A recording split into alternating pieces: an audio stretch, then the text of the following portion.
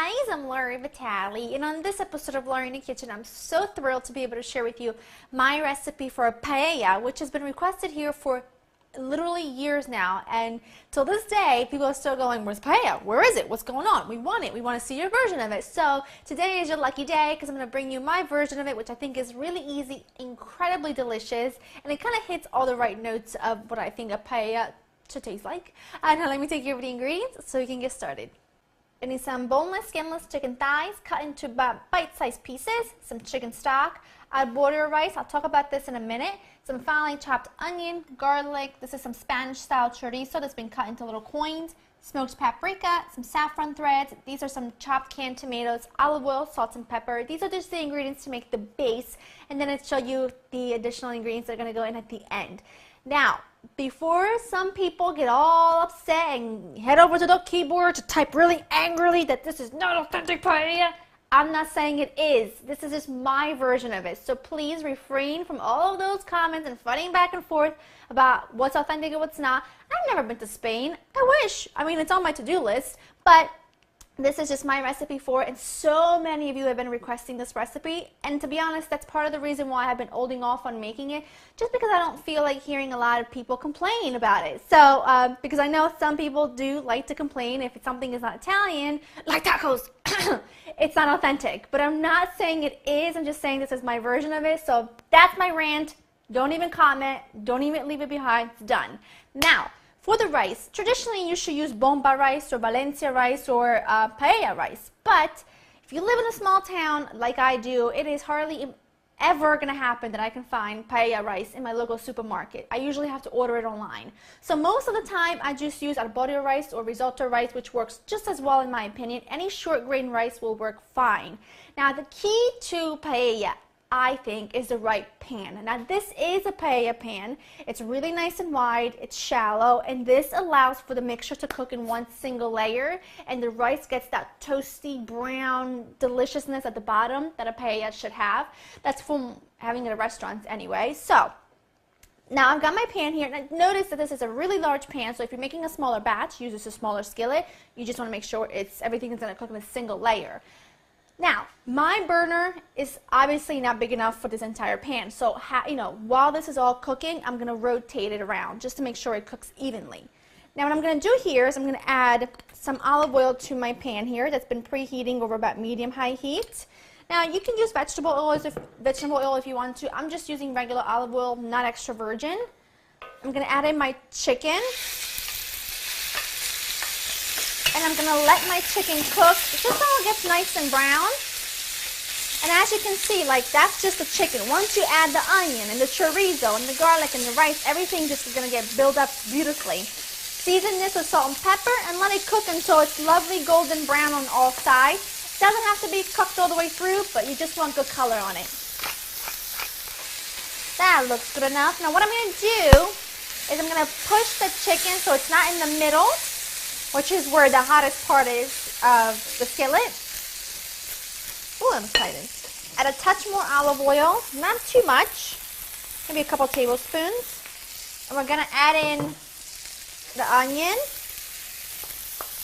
I'm telling you, when this is cooking, you just might want to leave the room because it smells incredible in here. Oh, so get the onions. Get my garlic, and I'm just going to cook this, stirring it constantly, really, for, I don't know, about 5 minutes, or until the onion starts to cook down and the chorizo starts releasing all of its lovely flavor. That's it, really. This is looking fantastic. I'm going to turn the heat down to about medium, add in my rice and my smoked paprika. Now you want to make sure you get a really nice sweet smoked paprika. Really adds to that smoky flavor. Now I've had paella quite a few times in restaurants, and the one time I had it, it actually was cooked with rabbit and a little unusual, and it had calamari in it, and I've usually had it with mussels and shrimp and clams, the seafood part. But I tell you, it was delicious. Now, I used to eat rabbit when I was a kid, when I grew up in Italy, but I don't consume it so much anymore unless I go out to a good restaurant. But that was a fantastic twist on a paella that I had never had before. And I found out that that's actually the meat that they used to use when paella was first, you know, invented or created or whatnot. I'm just tossing my rice all in my lovely juices. Wonderful. Now what I'm going to do is I'm going to add my tomatoes, which this is just a little bit of like chopped canned tomatoes. You can use fresh tomatoes if you want to. You don't need that much. My chicken stock. Looks like a lot, but it is going to be absorbed. And you see why it's really important to have a really big pan. And it's not too crowded, otherwise you're going to end up with soup. And now we're going to add in the saffron. Now saffron's a bit pricey, so go ahead and add a large pinch of it. If you're going to spend the money on it, you might as well use enough that you can actually taste its unique flavor. Alright, now what's going to happen is I've got this over about medium heat. When this comes up to a boil, I'm going to cover this. And I'm just going to use like a little pizza pan here because I don't have anything that's big enough to cover this besides that. Once this comes to a boil, turn it down to medium-low. Let it cook for about 20 minutes. You want the rice to be about 8 to 10 minutes away from being fully cooked, which I'll show you what that looks like once it's there. But otherwise, just keep an eye on it. And also, like I'm going to anyway, I'm going to rotate the pan every about 5-6 minutes or so that everything cooks nice and evenly. And that's it. I just uncovered my rice. It's been cooking for about 15 minutes. It's about 8 to 10 minutes away from being fully cooked. And as you can see, it's absorbed all that stock. You also want to keep some on hand just when you check it. If it's reduced too much too soon, you can add a little splash. Just make sure you keep it warm. Now this is looking perfect. Now you don't want this to be a risotto. This should be dried a little bit more, and it will be. Now, let's turn this back up to about medium. Let's talk seafood.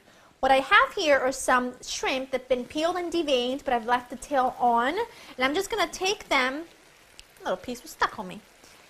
Actually, before I do that, let me turn this down. I'm just going to take my shrimp, and I'm going to put them all over the top. You can, at this point, do this in a decorative manner if you prefer, so you can just bring it to the table as is. Now, I did want to mention that this is fantastic to make, for a summer party, because you can make this on the grill, and your grill's got such a large surface, it'll cook beautifully. You can even make this on a fire pit. Then there you go. Then I also have some mussels and some clams that I've got scrubbed and soaked so that they're nice and cleaned. You can always ask your fishmonger to do that. He should be happy to do it. I'm trying to nestle these in here, and then I'm just going to pretty much do the same thing with my mussels and my clams. I'm just going to scatter them about, nestling them in. I'm going to cook this mixture for about 10 minutes or until the shellfish is fully cooked. And they've opened up beautifully.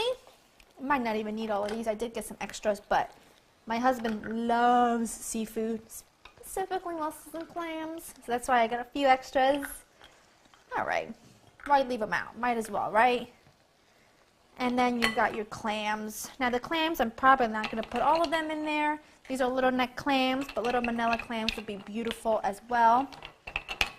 All right. I think that's looking good. I've got my frozen peas that have been defrosting here on the side. Just scatter these all over the top. And when you fork this all together, it's going to be beautiful. Okay, lid back on. Medium heat, about 10 minutes or until all the shellfish is cooked. Rotate the pan halfway through so that it cooks nice and evenly, and we are going to be in the home run. We're just going to need to season this with a little salt and pepper when we're done. Decorate it with some fresh parsley and lemon wedges. Business, baby. Be ready to eat. This is amazing. Now what I've done is I've taken off the lid, cranked the heat up way to high, and now you could have left everything beautifully arranged. I don't like anything perfect. Gets on my nerves. I want it to look family style. I want it to look beautiful. Now when you turn it way up to high, this rice starts to cook and get toasty like that and brown, and that is essential in a good paella from what I've had anyway. So turn it way up. That looks amazing. I'm going to season this with some salt and pepper. I've already tasted it for some seasoning, but it does just need a little bit more. We're going to add in a good amount of parsley, some freshness. I'm excited about dinner. Give this a good stir. You can see the rice gets all beautifully nutty and delicious. That's it. I'm just going to turn this off. Now I'm just going to scatter some lemon wedges all around. Now tell me that doesn't look incredible. Ah, I'm pumped about this. I'm just going to sprinkle some lemon juice right here. That's going to be where I go in with my fork and give it a try. I was going to say shot and try at the same time, so I'm going to give it a try. I want a piece of the chorizo, rice,